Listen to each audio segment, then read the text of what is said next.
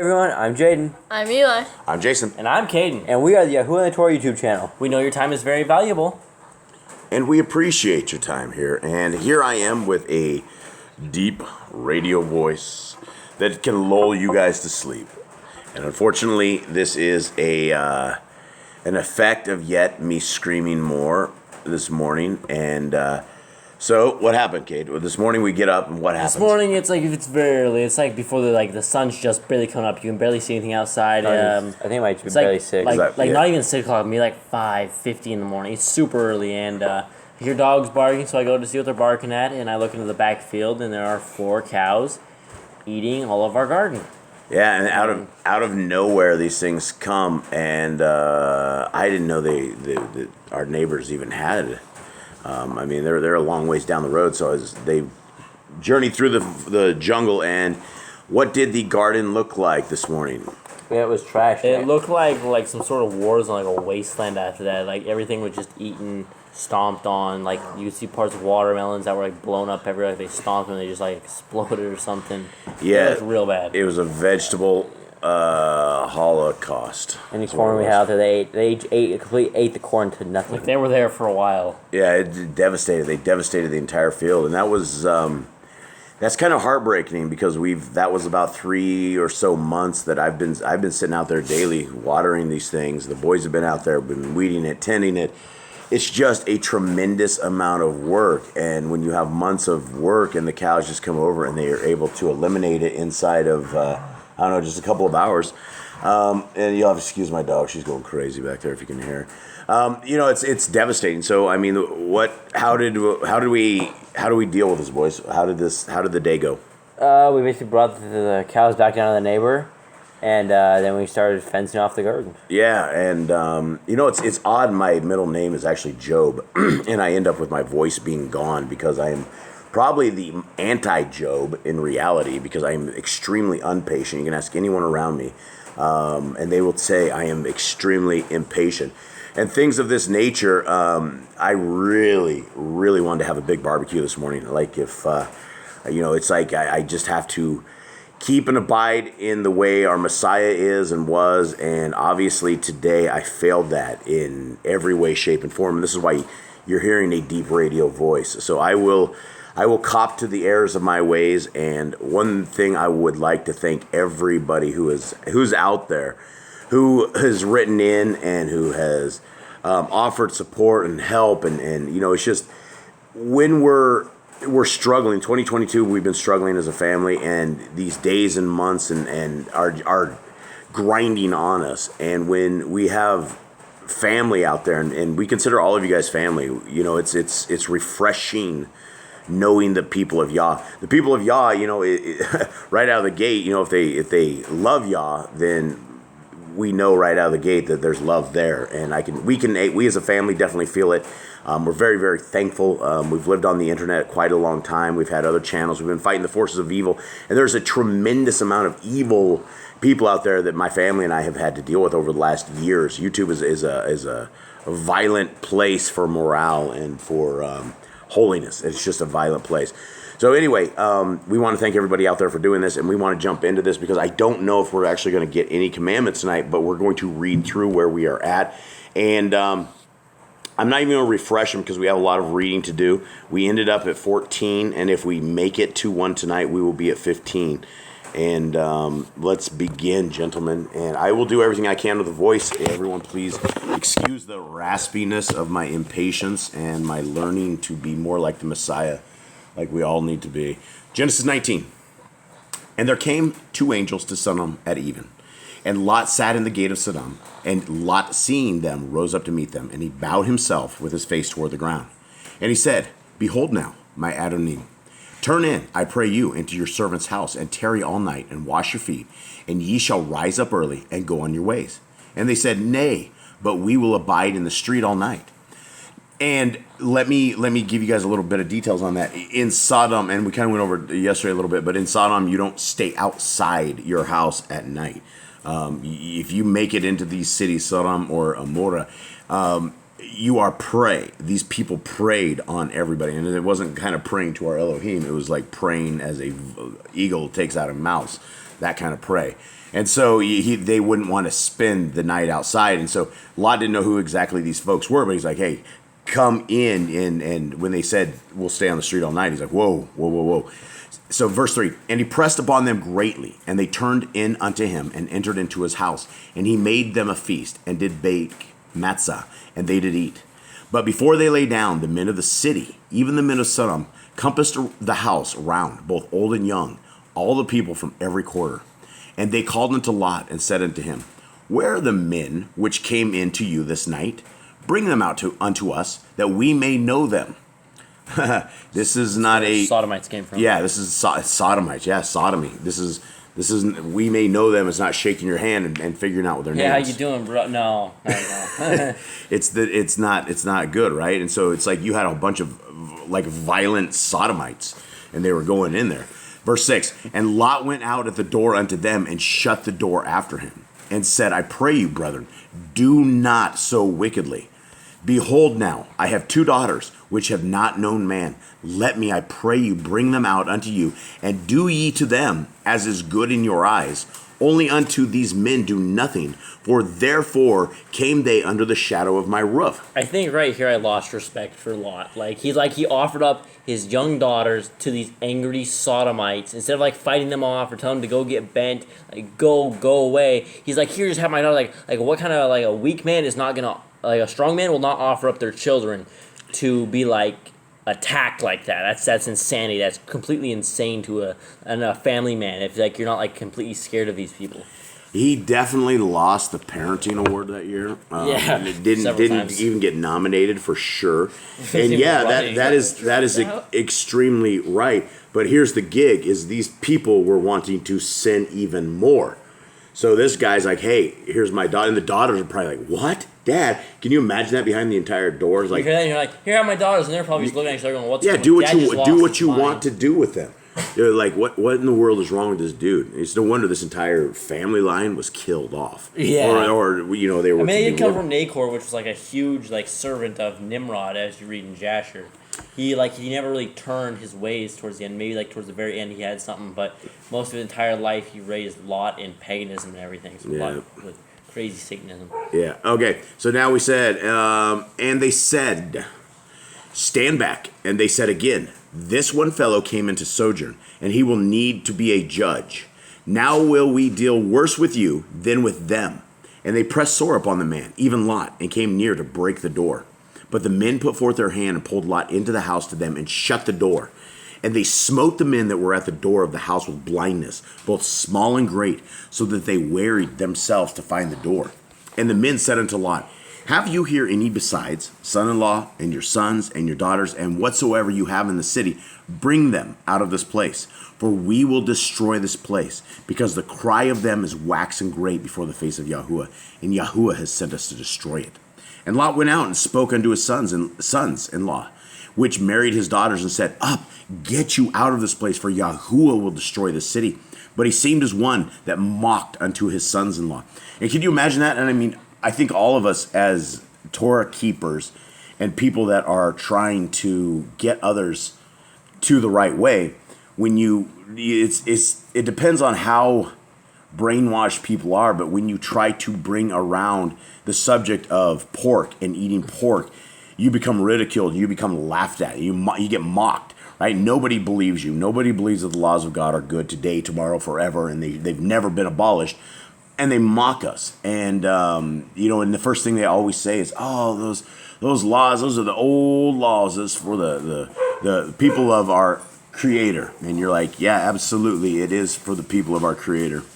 And our dogs are running wild again. And verse 15. And when the morning arose, then the angels hastened Lot, saying, arise, take your woman and your 2 daughters, which are here, lest you be consumed in the iniquity of the city. And while he lingered, the men laid hold upon his hand, and upon the hand of his woman, and upon the hand of his 2 daughters, Yahuwah being merciful unto him, and they brought him forth and set him without the city. And can you imagine this? This would be like me coming to you guys, we have to leave right now. So they would have had the night before I doubt they slept much during the night. I feel They like probably a wild gathered, night. everything that they had, get ready Everything to roll. you could probably carry. Yeah, and then it's like they were dawdling around, and the angels had to like pop them and get them. Like, let's go, you people, move. We have no time to lose. Yeah. Okay, and it came to pass, verse 17, and it came to pass when they had brought them forth abroad that he said, escape for your life. Look not behind you, neither stay in all the circle of the Yardine. Escape to the mountain, lest you be consumed. And Lot said unto them, oh, not so, my Adonai. Behold, now your servant has found grace in your sight, and you have magnified your mercy, which you have showed unto me in saving my life. And I cannot escape to the mountain, lest some evil take me, and I die. This guy's a beta male. Yeah, dude.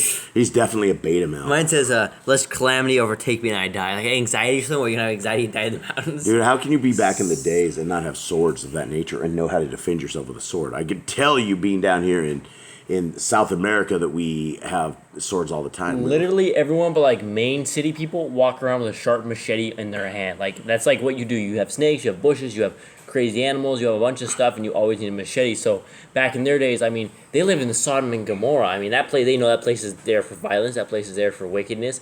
Everyone's got to have at least a sword on them. The master town of grifting is what Sodom and Gomorrah was. Yeah, it was. Don't get stuck there. All right, so basically, the beta male Lot is saying, "Hey, you don't do this. Something's gonna hurt me." Verse 20. Behold, now this city is near to flee unto, and it is a little one. Oh, let me escape thither. Is it not a little one? And my soul shall live. And he said unto him, see, I have accepted you concerning this thing also, that I will not overthrow the city for which you have spoken. Make haste, escape thither, for I cannot do anything till you are come thither. Therefore the name of the city was called Zoar. The sun was risen upon the earth when Lot entered into Zoar.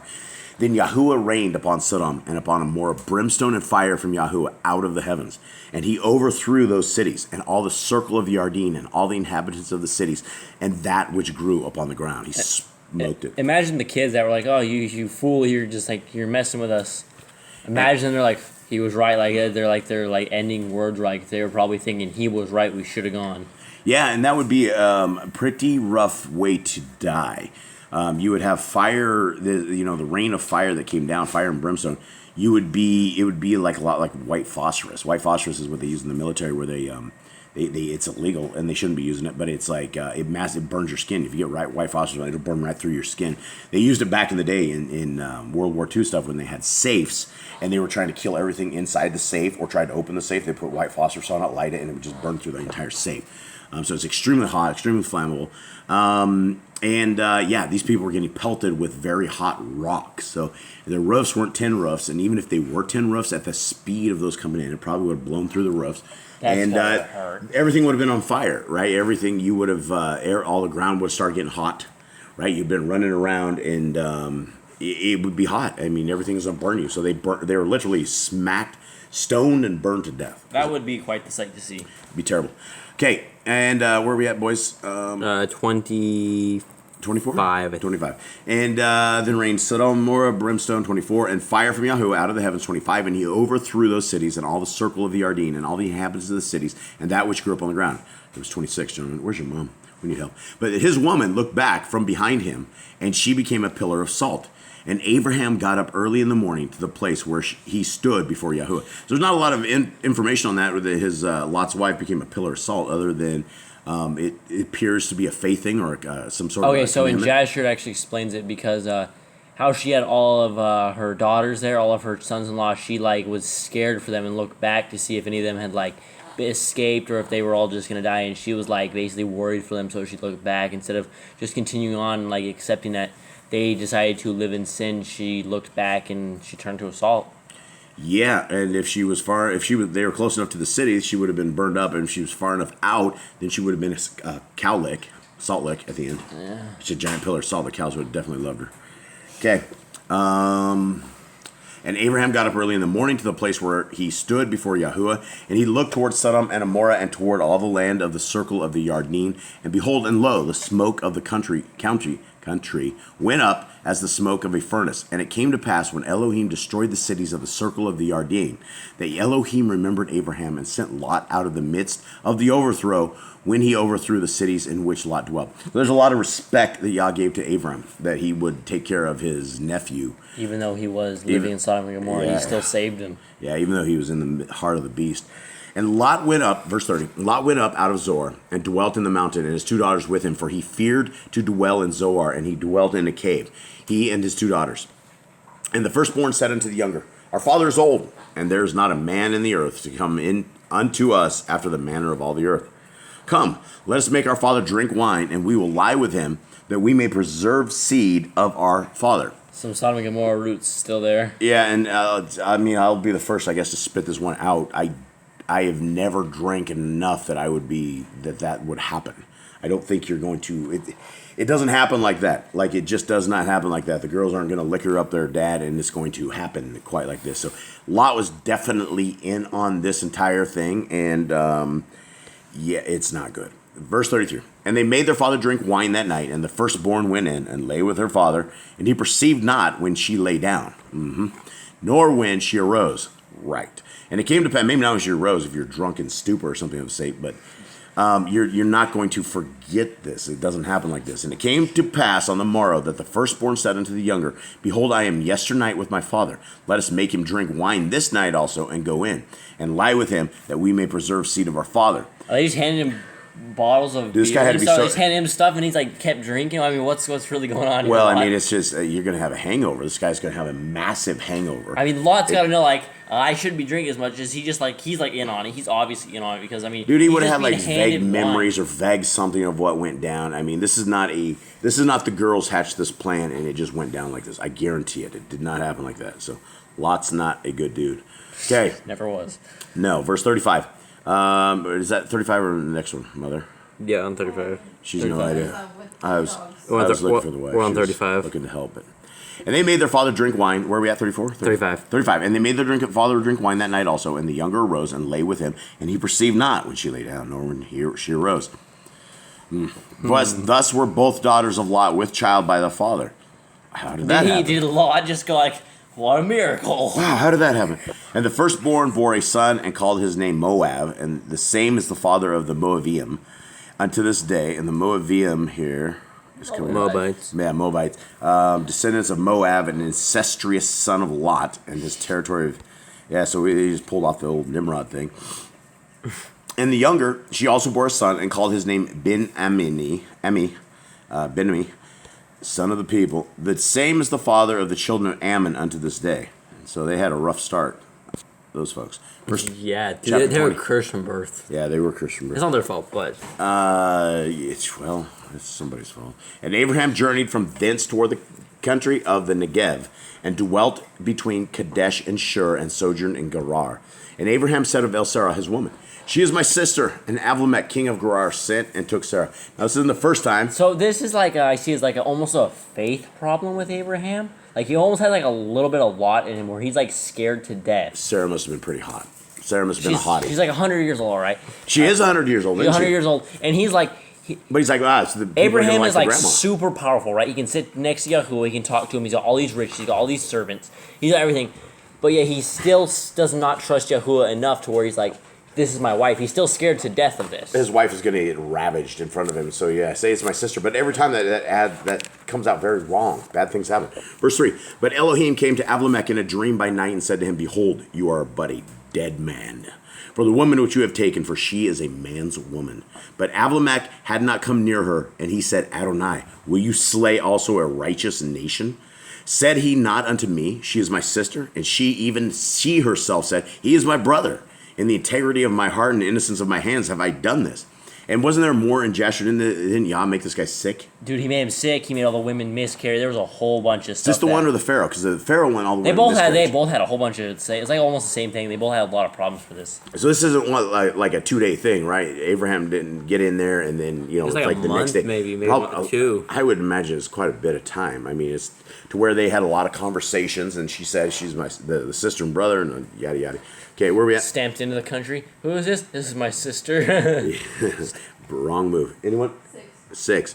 Thanks. Thanks, Nicole. And Elohim said unto him in a dream, Yea, I know that you did this in the integrity of your heart. For I also withheld you from sinning against me. Therefore suffered I you not to touch her.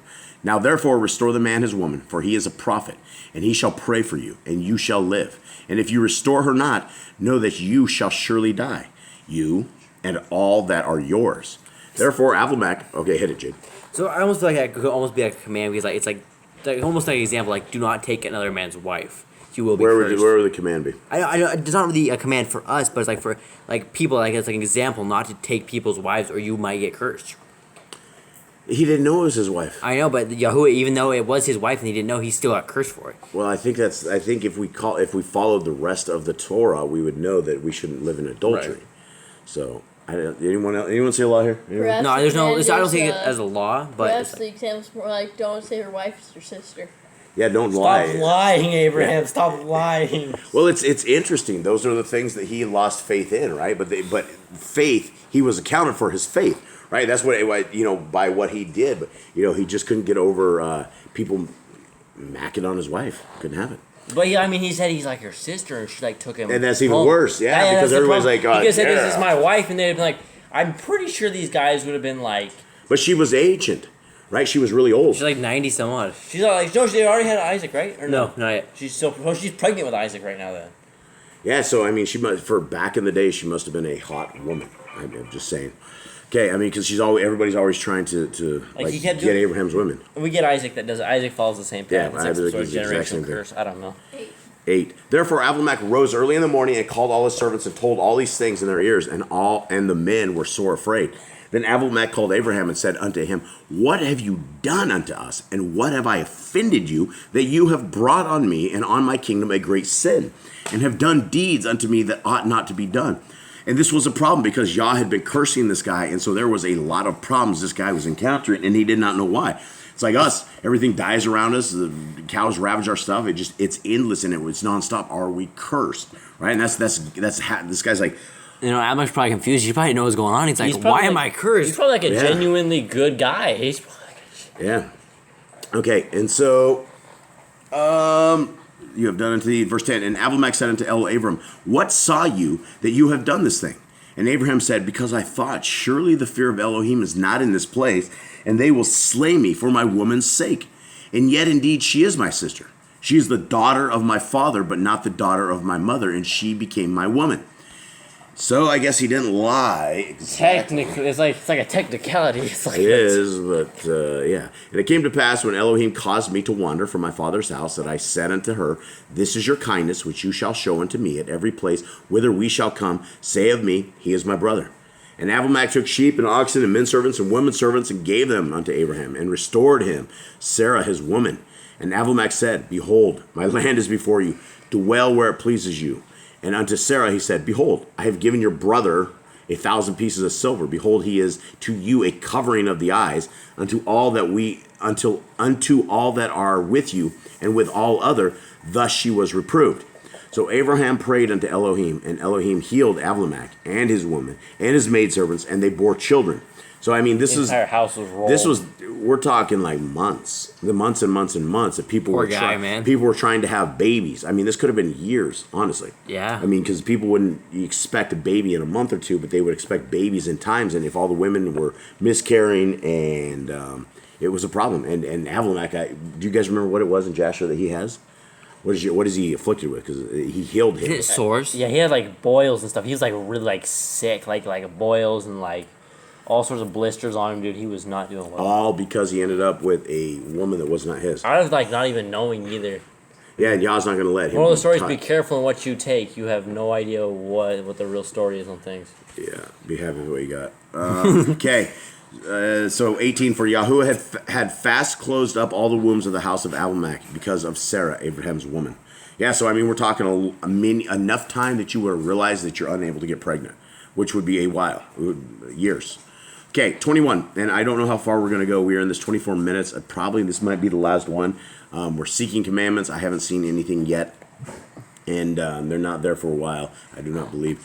Genesis 21, and Yahuwah visited Sarah as he had said, and Yahuwah did unto Sarah as he had spoken. For Sarah conceived and bore Abraham a son in his old age. So I guess she was not pregnant yet. And at the time of which Elohim had spoken to him. And Abraham called the name of the son that was born unto him, who Sarah bore to him, Yitzchak. And what is Yitzchak, boys? Isaac. And so this is the close to the proper pronunciation, and I don't know if that's it, but Yitzchak. Yitzchak. I don't know. The K almost should be like a silent thing, like Yitzchak. Yep. Yitzchak. I don't know. I'm trying. Yitzchak. Okay, and Abraham called the name of his son. So verse 4, and Abraham circumcised his son Yitzchak, being 8 days old, as Elohim had commanded him. And Abraham was 100 years old when his son Yitzchak was born unto him. And Sarah said, Elohim has made me to laugh, so that all that hear will laugh with me. And she said, who would have said unto Abram that Sarah would have given children suck? For I have borne him a son in his old age. And the child grew and was weaned, and Abraham made a great feast the day that Yitzchak was weaned. And Sarah saw the son of Hagar, the Mitzri, which she had borne unto Abram, mocking. Wherefore she said unto Abram, cast out this bondwoman and her son, for the son of this bondwoman shall not heir with my son, even with Yitzchak. And the thing was very grievous in Abram's sight because of his son. So now we have a wife and the kind of like the concubine duking it out. Okay. So between the time he was weaned and the time, I believe he was weaned at like only a couple months, like maybe a year, I think is what it was. But that's like a 4-year period, because when he was actually, the whole story between Isaac and Ishmael was Ishmael. Ishmael was 7. Yeah, it was a long time between the time he was weaned. There's actually a bit of a time skip there. And so Eli said it was 7 to 13. Yeah, it was 7. He was 13. So Ishmael was like jealous of Isaac. So Ishmael wanted to kill him, and I guess Abraham didn't notice it, but the women did. Sarah, and Hagar both noticed it, but I guess Abraham was like too busy like. And at one point, Ishmael picked up a bow. Oh, was about to like shoot him, and he was going to shoot Isaac. She like ran to Abraham, and Abraham had to like basically say, well, here we go. We're about to read the story. Yep. So. Okay, cool. And so we are very grievous. 12. And Elohim said unto Abram, let it not be grievous in your sight because of the lad, and because of your bondswoman. In all that Sarah has said unto you, hearken unto her voice, for in Yitzchak shall your seed be called. And also the son of the bondswoman will I make a nation, because he is your seed. And Abram rose up early in the morning, and took bread and a bottle of water, and gave it unto Hagar, putting it on her shoulder and the child, and sent her away. And she departed and wandered in the wilderness of Beersheba. Okay, so this is another one of these life-changing moments that if you, it would just be extremely hard to take a woman who was not a provider, who was unable to do anything, and you have two hens cackling. You basically have two hens in your hen house, and they have not seen eye to eye, and that is probably a problem with multiple wives and things of that nature, because it would have to be an extremely strong family for that setup to survive. And the goal of a setup like that would be to expand your children, expand your family, and gain ground, essentially, with people. Both women would have to be in sync with, like, let's raise an empire of children and do it in sync or something. It'd be different than what we are today. So it's really strange that he gave her some water, gave her the kid, and surely he sent some servants, right? I'm sure I don't think he did. Sent him a wagon or something. It doesn't say that. It says, and it's like he would probably just be sitting there bawling. Sarah would probably be sitting there watching from a distance. The entire camp would be completely jacked up. I mean, Sarah might have felt guilty, right? Maybe sent him away. Hagar was there for years, like a long time. Forever. Well, that was the handmaid of Sarah, right? Yeah, that was like after he came out of Egypt. But I mean, Ishmael had like 13 years, so she was there a few years already.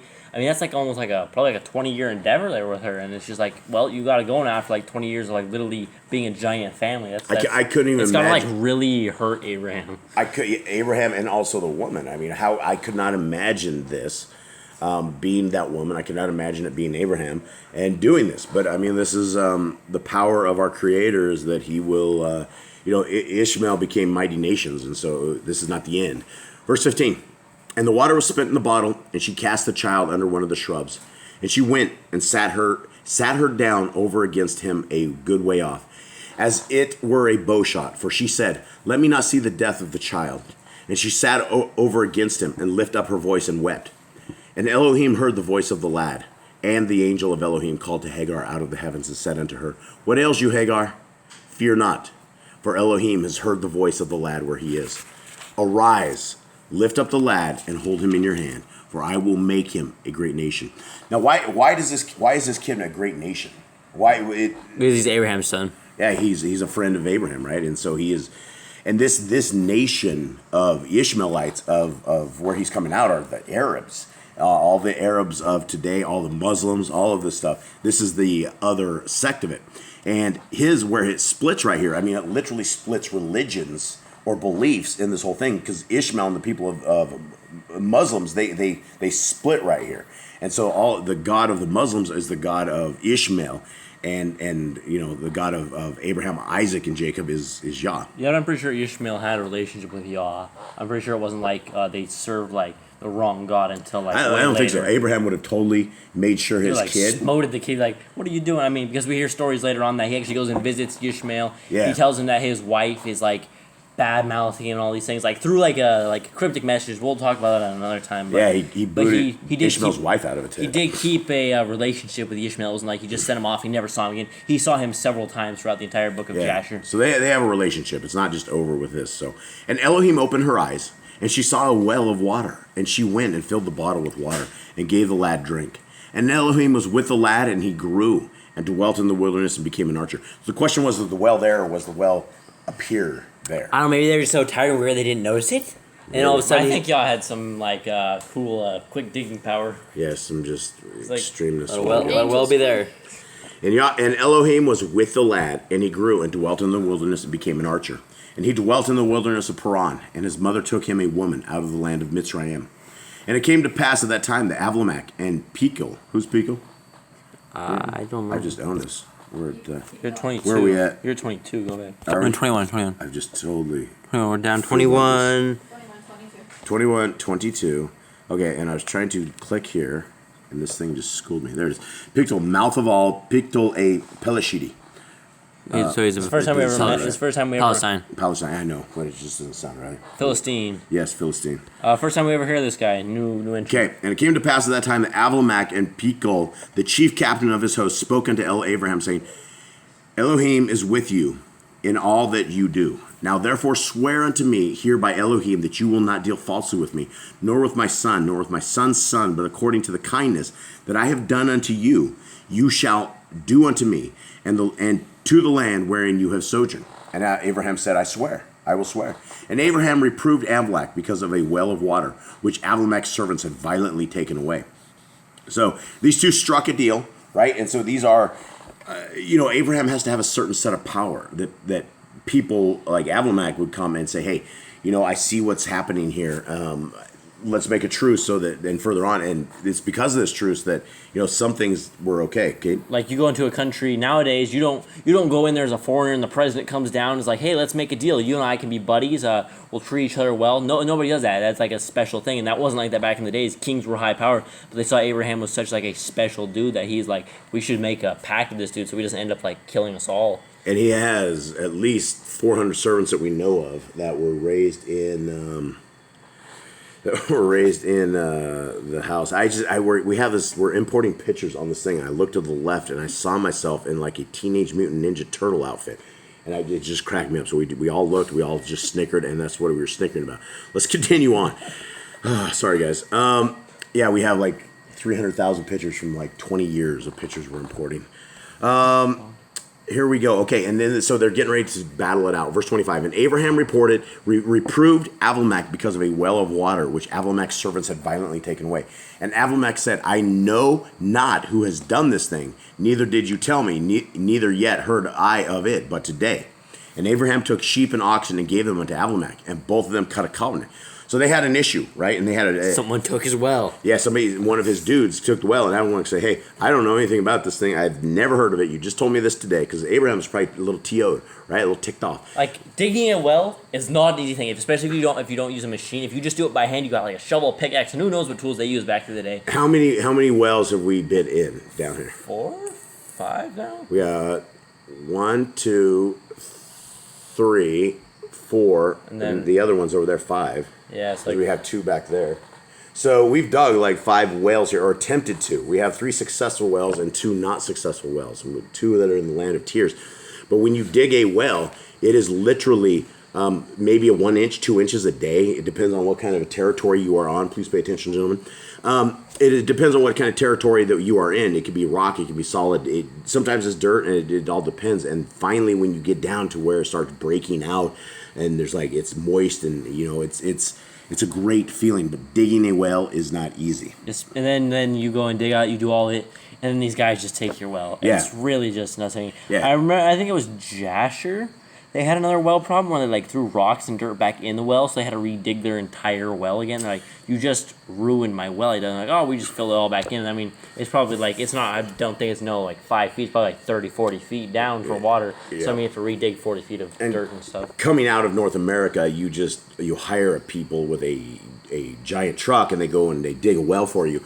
And that's all you do. And they've made such an art out of it in the States, where it's all machinery and you got to do this and that. But I mean, literally all you got to do is just go out back and start punching a hole in the ground. And eventually you will go down. I mean, it's like usually sometimes there's pry bars and little shovels and getting down and things of that nature.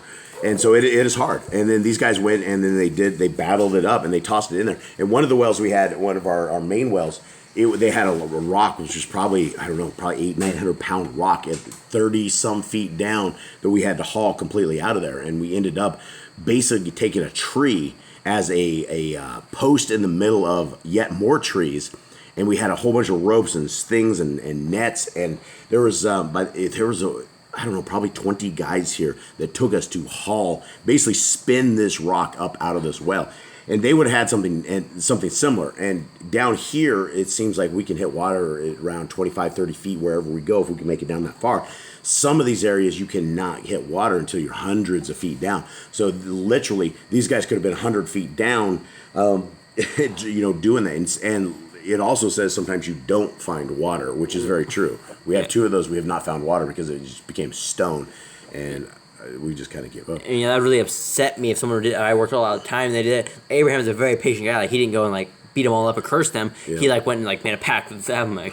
Well, he went and talked to Abimelech. I'm sure it was a very heated dispute because Abimelech said, hey, I don't know anything about Dude, my well. Yeah. What have you done? Yep. So here we go. And so Abraham took sheep and oxen and gave them unto Abimelech, and both of them cut a covenant.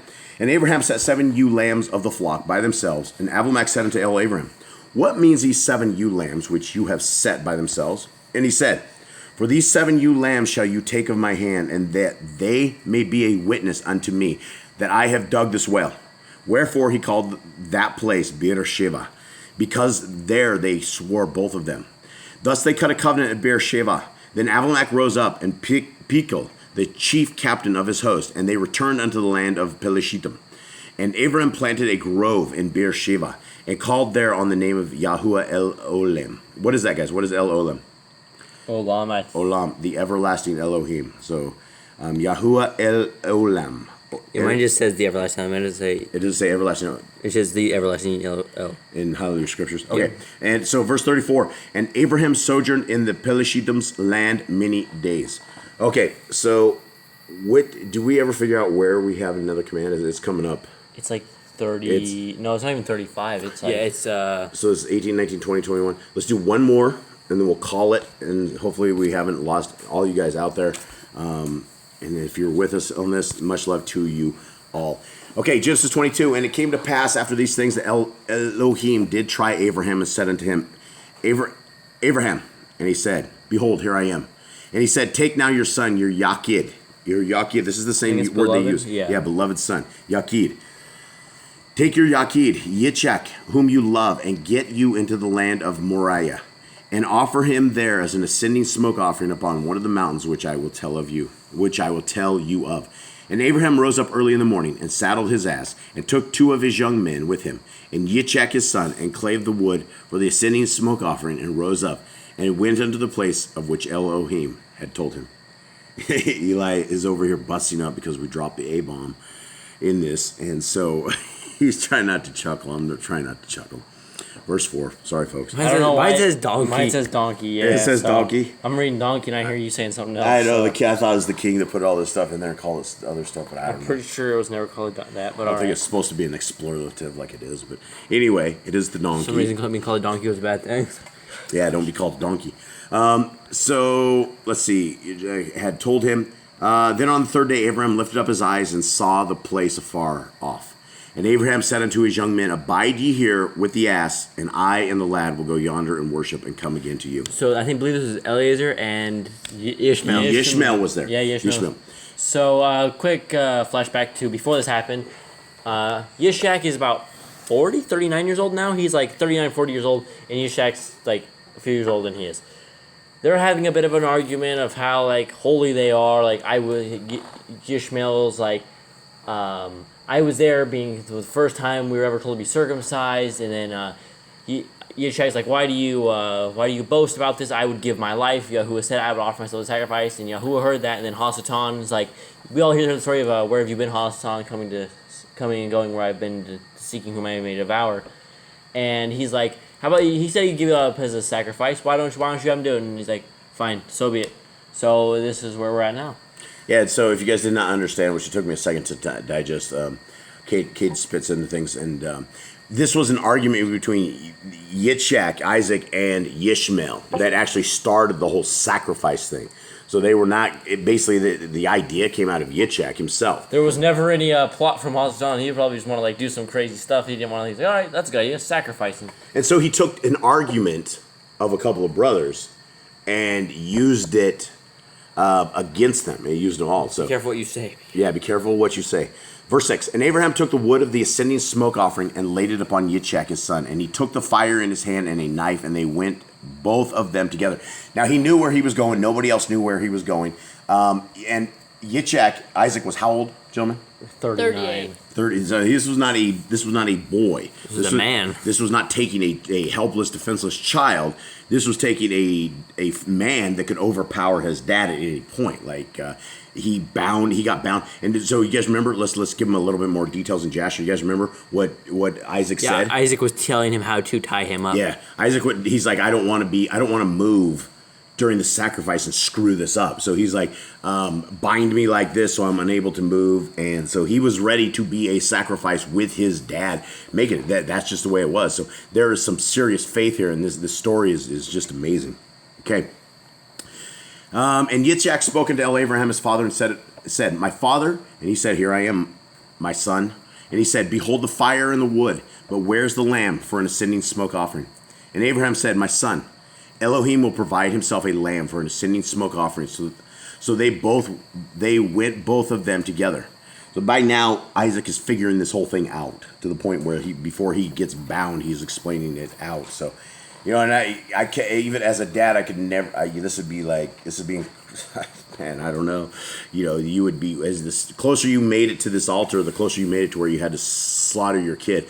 And the thing was, Sarah had no idea what's going on. Abraham didn't This tell her. This is what killed her. Yeah. So that's actually next chapter. Oh, It doesn't say that it killed her, but yeah. And Jasher next talks chapter. about And it. Jasher talks about her. We'll give some dying. explanation on that when we go over that.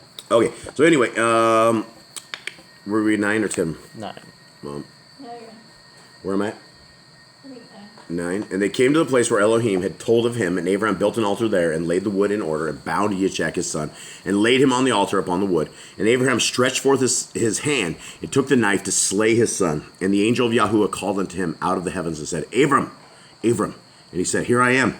And he said, Lay not your hand upon the lad, neither do you anything unto him, for now I know that you fear Elohim, seeing you have not withheld your son, your Yachid, from me. This goes into how evil Hasatan is, right? This is every time that we lose cows, every time we have every bit of food that we have destroyed, it's like Hasatan going, they're gonna curse him. They're gonna curse you. Yeah, he's like, go ahead, you will see, and we will see, right? I don't think there's ever been a point where I've ever been ready to denounce Yah, ever, right? It infuriates me that a half-baked, half-witted demon is able to inflict this kind of damage on us. And under a fair fight, like we were discussing today, it would be a fun fight. It would be an extremely fun fight. But these guys have they have powers that we don't have. They've been gifted powers. Yeah, they've been gifted powers, and we are actually the lower of the power range when it comes to just duking them out fisticuffs. But, if we didn't have the word, we would be messed up. And Abraham lifted up his eyes and looked, verse 13 of them, and behold, behind him a ram caught in a thicket by his horns, and Abram went and took the ram and offered him up for an ascending smoke offering in the stead of his son. And Abraham called the name of that place YHWH, as it is said to this day, in the mount of Yahuwah it shall be seen. What is Yahweh, folks? Provides. Yeah. Yah provides. Very, very super good quote right here. And I'm trying to go to it, and this program is just really letting me down. Okay, it's usually, but yeah, it stands for Yah provides. And so if you've been provided for by the hand of our Creator, it's YHWH. As it is to this day, in the mount of Yahuwah it shall be seen. And the angel of Yahuwah called unto Abram out of the heavens the second time, and said, By myself have I sworn, says Yahuwah, for because you have done this thing, and have not withheld your son, your Yaqid, that in blessing I will bless you, and in multiplying I will multiply your seed as the stars of the heavens, and as the sand which is upon the sea shore, and your seed shall possess the gate of his enemies. And in your seed shall all the nations of the earth be blessed, because you have obeyed my voice. So Abraham returned unto his young men, and they rose up and went together to Beersheba, and Abraham dwelt at Beersheba. So there's no commands here, but I mean, it's stuff that is very interesting to You note. want to hear why Paul says, and Yahuwah obeyed Yahuwah, or had faith in Yahuwah, and it was counted him as righteousness. Abram. Yeah, because this is the part where he had faith. He was obeying what he said. He had faith that whatever was happening was under Yah's will. And some people will say, hey, your God wants him to sacrifice everyone thinks of it as a child, but it's not, because he was a full-grown man. But at the end of the day, our Creator did the same thing he asked us to do, but he followed through with it. He actually had his son killed. He actually had his son killed, which is crazy, because this is where he spared humanity, but yet he let his own son be slayed. Okay. Anyone? Where are we at? 19. So Abraham returned unto his young men, and they rose up and went together to Beersheba. And Abraham dwelt at Beersheba. And it came to pass after these things that it was told Abraham, saying, Behold, Milcah, she has also borne children unto your brother Nachor. Huz, his firstborn, and Buz, his brother, and Camil, the father of Aram, and Kesed, and Kazo, and Pildash, and Yidlaf, and Bethuel. And Bethuel begat Rivkah. And these 8 Milcah did bear to Nachor, Abraham's brother. And his concubine, whose name was Reumah, she bore also Tiva, and Gaham, and Thahash, and Ma'akah. It's a lot of kids. A lot of names. Yeah, that's a lot of names. How to imagine screaming all those things out there. Yitblah. It must have been easier. I think with whatever accent they must have had, it must have been easier to say. It's just like saying Jaden. Yeah, Something. That's hard for Spanish. Okay, so that is it. Gentlemen, ladies and gentlemen, friends and family, people out there that have made it to this point, we absolutely thank you guys for having that kind of an attention span, because it is a long battle here, and we absolutely have no commandments, but we did make progress. And so we appreciate you guys, and much love out there. Huge grizzly love from the Boss Clan down here. Cade, you got anything? Read your Bibles, Jade. Yeah, and if you guys want more facts and understanding what happens in the chapters, you should definitely read Jasher to understand what happens and why this happens. Yeah, Jasher is the, what do they call it, mini Genesis? No, it's Jubilees. Jubilees. Jasher is like, I don't know what they call Jasher, but Jasher and Jubilees, you guys should definitely read. Jasher's been quoted a few times in the Bible, once in Joshua, and I believe once in Psalms. Right. And there's nothing contradictory to the Bible in those. So Yeah, they've if you have been any pulled questions out. on those, they're really good books that you should read. Lots of stuff about the Sabbath, lots of Sabbath keeping stuff they completely pulled out of the King in 1611 and things of that nature. So, all right, guys. Well, much love to everybody out there. Thank you guys for tuning in, and we will see you guys later. Shalom. And I missed it again.